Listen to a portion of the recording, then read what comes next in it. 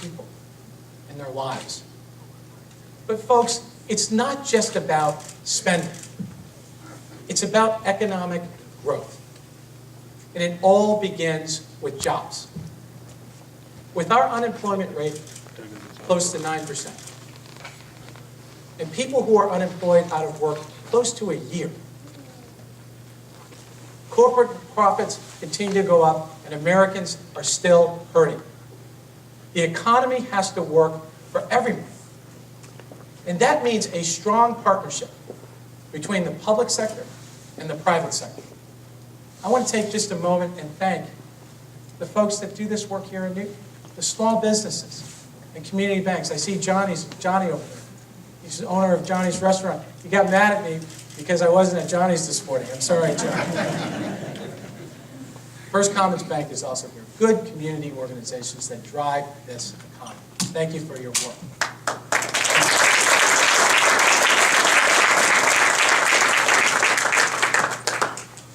Government does have a role to play in getting this economy moving again. Investment dollars, tax credits, small business loans are all things that can grow. Areas like renewable energy, biotechnology, the strength of Massachusetts. We should invest in high-speed rail, expansion of broadband, particularly in Western Massachusetts, so that we can connect markets and people and universities and drive this economy the way we've never seen before. And folks, every free trade deal we put in place needs to be a fair trade deal so that we can compete with China and India and bring good-paying jobs back to America. Now, in order for us to prepare our workers for the future, we've got to make an investment in education and workforce training. It was only because of the education that I received here in Newton, the teachers that I met, people like George Bow, Lori Bow, who are here, other teachers that have worked in our system, like Jane Franz, Simon, my neighbor across the street. I was able to go from being like any other kid in our public school system. You're becoming an aide for President Clinton, Deputy State Director for Senator Kerry, and being a regional director for a major agency. That is the kind of education every single child should have in this state and in this country.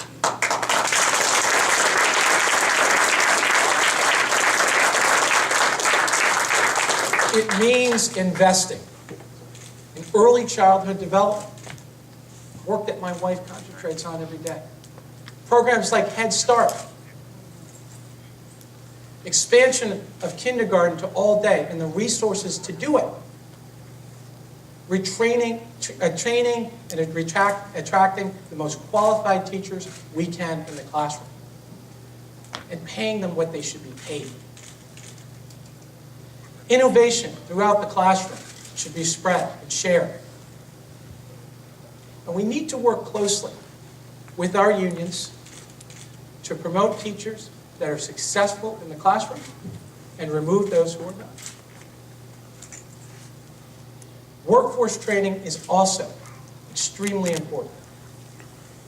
We have to make sure our young people are prepared for the jobs of the future and our adults. I had the privilege of giving two people that are here today their start through a program that my father developed and created and then I ran. Sherry Murray and Sally Rowe are here.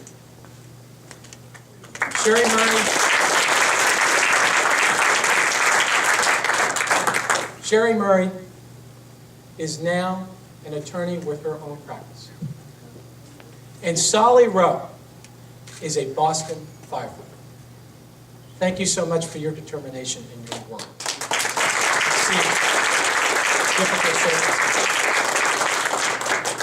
You know, my family met Sally because my dad was driving up Blue Hill Avenue one day, stopped his car, and broke up a fight between Sally and other kids. Kids, he says, emphasize kids. Ladies and gentlemen, I know why my father stopped his car that day. He stopped his car because he wanted to make a difference in someone's life. We had a choice as a nation moving forward. Are we going to, as our governor often says, see a stake in our neighbor's future, struggles, dreams? Or are we going to forsake that sense of shared responsibility to one another? Are we going to really fight to rebuild the middle class in this country?